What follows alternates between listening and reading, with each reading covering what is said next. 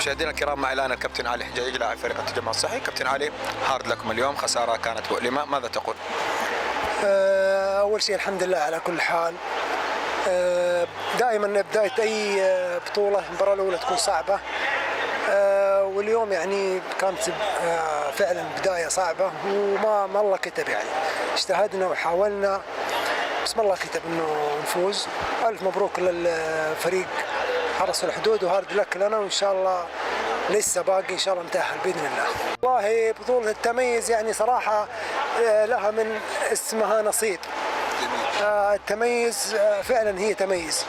الله يعطيهم العافية، بقيادة الأستاذ يوسف، بقية الأخوان مقدمين يعني عمل جدا جدا مميز يعني. الله يعطيهم العافية، وإن شاء الله بطولة ناجحة دائما يعني إن شاء الله.